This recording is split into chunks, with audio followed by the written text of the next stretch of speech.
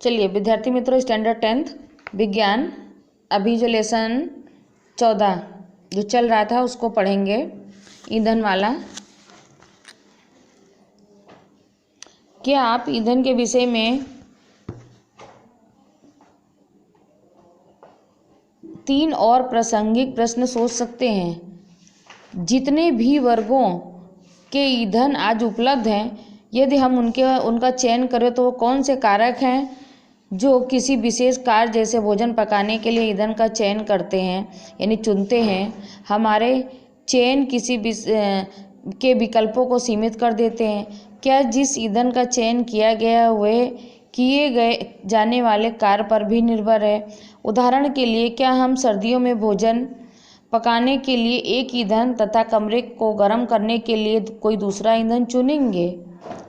इस प्रकार हम ये कह सकते हैं कि एक उत्तम ऊर्जा का स्रोत वह है जो प्रति एकांक आयतन अथवा प्रति एकांक द्रव्यमान अधिक कार्य करे, सरलता से सुलभ हो सके, भंडार तथा परिवहन में आसान हो।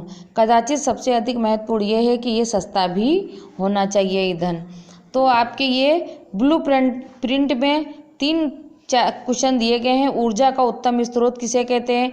उत्तम ईंधन किसे कहते हैं? यदि आप अपने भोजन को गर्म करने के लिए किसी भी ऊर्जा स्रोत का उपयोग कर सकते हैं तो आप किसका उपयोग करेंगे, क्यों करेंगे?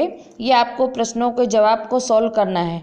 ऊर्जा के पारंपरिक स्रोत, जो ऊर्जा के पारंपरिक स्रोत कौन से हैं जो हमको लगातार मिलते रहते हैं? नंबर 1 देखिए, इसमें 2.1 जीवाश्मी ईंधन। जीवाश्मी ईंधन किसे कहते हैं? प्राचीन काल में उसमें ऊर्जा का सबसे अधिक सामान्य स्रोत लकड़ी था।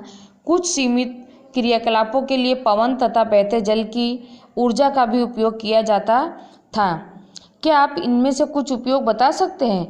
ऊर्जा स्रोत के रूप में कोयले के उपयोग ने औद्योगिक क्रांति को संभव बनाया।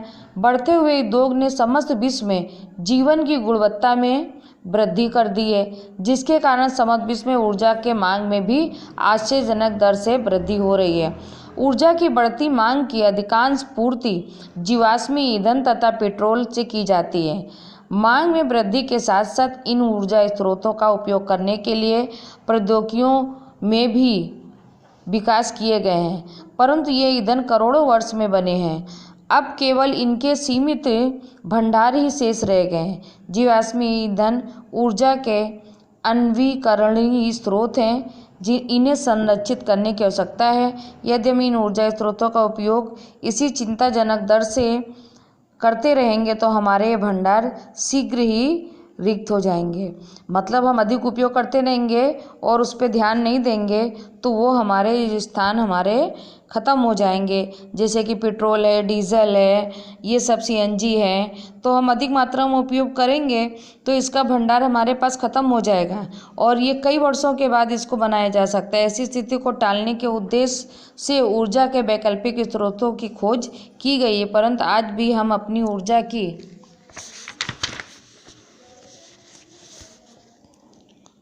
अधिकांश आवश्यकताओं की पूर्ति के लिए जीवाश्मी ईंधनों पर बहुत कुछ निर्भरता बनाए हुए हैं। जीवाश्मी ईंधनों को जलाने की अन्य हानियाँ भी हैं। कक्षा 9 में कोयले तथा पेट्रोलियम उत्पादों को जलाने से होने वाले वायु प्रदूषण के बारे में हमने सीखा था।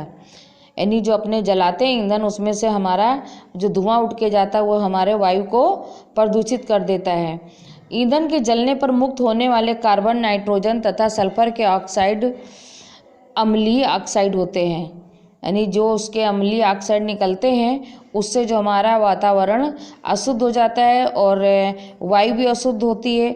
और अम्लीय होने के कारण जो वाइट कलर से बनी हुई बिल्डिंग होते हैं, मकान होते हैं या कुछ स्मारक होते हैं तो वो पीले रंग के में परिवर्तित हो जाते हैं, उनके ऊपर वो क्षार इकट्ठा हो जाता है। इनसे अम्लीय वर्षा भी होती है जो हमारे जल तथा मृदा के संसाधनों को प्रभावित करती है। वायु प्रदूषण की समस्या के अतिरिक्त कार्बन डाइऑक्साइड जैसी गैस के ग्रीन हाउस यानी पौधाघर प्रभाव को याद कीजिए। यानी उसके बाद में देखिए नीचे, जीवाश्मी ईंधन के जलाने के कारण उत्पन्न होने वाले प्रदूषण को कुछ सीमाओं तक दहन प्रक्रम की दक्षता में वृद्धि करके कम किया जा सकता है। यानी उनको प्रदूषण को कुछ सीमाओं तक उसके परम की दक्षता को वृद्धि करके कम किया जा सकता है। यानी उनका उपयोग तो हमें करना है, लेकिन अधिक मात्रा में नहीं करना है, या उसकी दक्षता में उसको परिवर्तित कर दे दूसरी ऊर्जा में।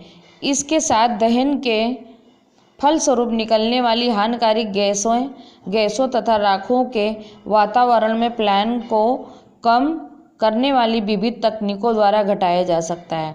जो हमारा प्रदूषण फैलता है वातावरण में, उन गैसों को यानी अपने विज्ञान की तकनीकों के द्वारा घटाया जा सकता है। क्या आप ये जानते हैं कि जीवाश्मी ईंधन को गैस स्टोव, चूल्हों तथा वाहनों में प्रत्यक्ष रूप से उपयोग होने के अतिरिक्त विद्युत उत्पन्न करने के लिए भी प्रमुख ईंधन के रूप में उपयोग होता है।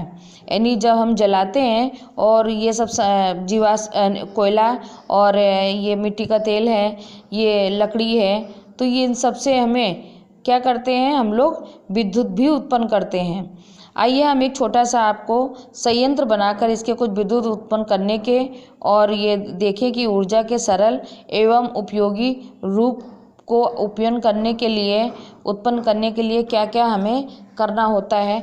तो आपने कहीं देखा होगा अभी गाँव में सौर ऊर्जा का उपयोग किया जाता है, सौर पैनल लगाए जाते हैं, तो हम लोग सूर्य की किरणों से ऊर्जा को एकत्र कर लेते हैं, तो जिससे विद्युत हमारी यानी घर की पूर्ति के लिए तो चल ही जाता है। इसी प्रकार से बहुत जो बड़ा पैनल लगाया जाता है किसी बड़े बागीचे या खेत में, तो सरकार के द्वारा लगाया जाता है, तो इसमें बहुत ज़्यादा बिजली को कलेक्ट किया जा सकता है।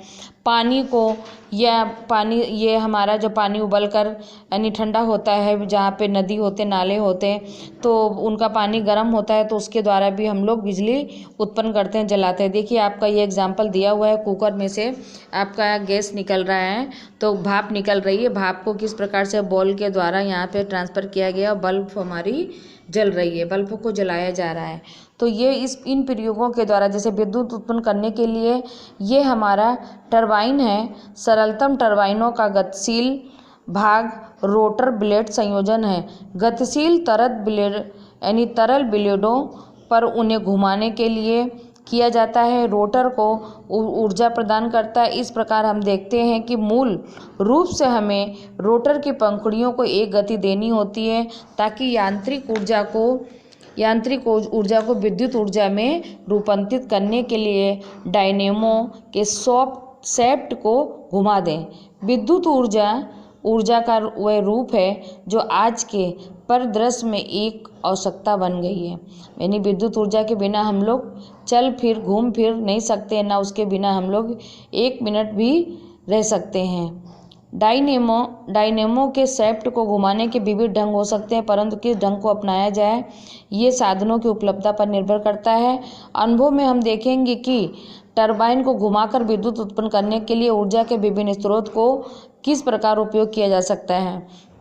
तो विद्यार्थी मित्रों, आपका ये आज हम यहीं तक कंप्लीट करते हैं। इसके आगे का जो पॉइंट रह गया तापीय विद्युत संयंत्र, हम नेक्स्ट वीडियो में कल से इसको पढ़ेंगे, और जितना हमने पढ़ाया है आपको और अगले लेसन के हमने जो क्वेश्चन आपको हमने अभी समझाए हैं, तो उसमें से याद करके आपको तैयारी भी करना है, पक्के नोट के अंदर लिखना भी है, और इस पार्ट को भी साथ में लेकर करके चलना है।